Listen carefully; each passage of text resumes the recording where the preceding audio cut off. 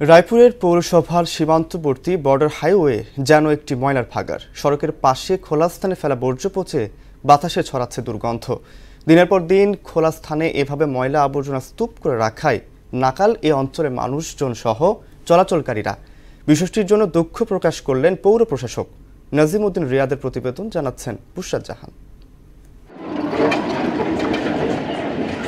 লক্ষ্মীপুরের রায়পুর উপজেলার সীমান্তবর্তী এলাকায় হাইওয়ে সড়কের উপর বর্জ্যের স্তূপে নাকাল জনজীবন। বর্জ্যের পচা দুর্গন্ধে নাকাল স্থানীয় সহ এ পথে চলাচলকারী যানবাহনের চালক, যাত্রী, স্কুল কলেজের শিক্ষার্থীরা। ময়লার দুর্গন্ধে হাটের দিন কোনো বাজারের দিন কোনো মানুষ এলাকায় বসবাস করতে পারে না। এখানে অনেক ময়লা আবর্জনার কারণে আমাদের এখানে অসুস্থতার একটা অবস্থা, এটা থেকে অনেক রোগ সৃষ্টি হয়। একদম বন্ধ করি আমরা গাড়ি চালাই, তারপরেও তো ভালাইলে আবার বমি গরম লাগে। 24 ঘন্টায় ময়লা ফেলার কারণে বাতাসের সাথে মিশে যাওয়া পচা ময়লার দুর্গন্ধে সৃষ্ট গ্যাসে শ্বাসকষ্ট সহ অনেকেই অ্যালার্জিতে ভুগছেন। এ পথ ধরে চলার সময় নিঃশ্বাস বন্ধ করে যেতে হয়। রোগবালাই বৃদ্ধি পেয়ে এই অঞ্চলের জনজীবন এখন মারাত্মক হুমকির মুখে। ময়লার দুর্গন্ধে আমরা ব্যবসা করতে পারি না, আমরা আক্রান্ত হয়ে যাই। এখানে সারাদিন এখানে মানুষ চলাফেরা করে, গন্ধ বাস যেই অবস্থায় মানুষের শ্বাসকষ্ট রোগ অনেক জামিলের ভিতরে আছে। রুম ইস্তেমারে যাত্রীদেরকে ভালো একটা সুগ্রাম আনার ব্যবস্থা করে এই জন্য পৌরসভার কাছে আপনার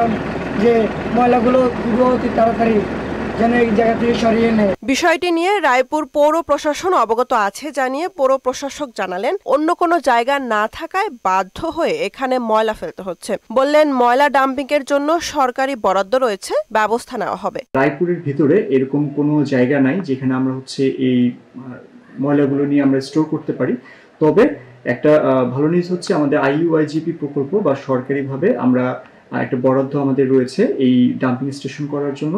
যদি এখানে আমাদের কোনো জায়গায় কোনোভাবে আমরা একটা জায়গা ম্যানেজ করতে পারি, 100 শতক জায়গা, সেক্ষেত্রে আমরা একটা ডাম্পিং স্টেশন করতে পারবো। ভোগান্তি লাঘবে প্রয়োজনীয় ব্যবস্থা নেবে কর্তৃপক্ষ, এমনটাই দাবি ভুক্তভোগীদের। বুশরাত জাহান, মোহনা সংবাদ।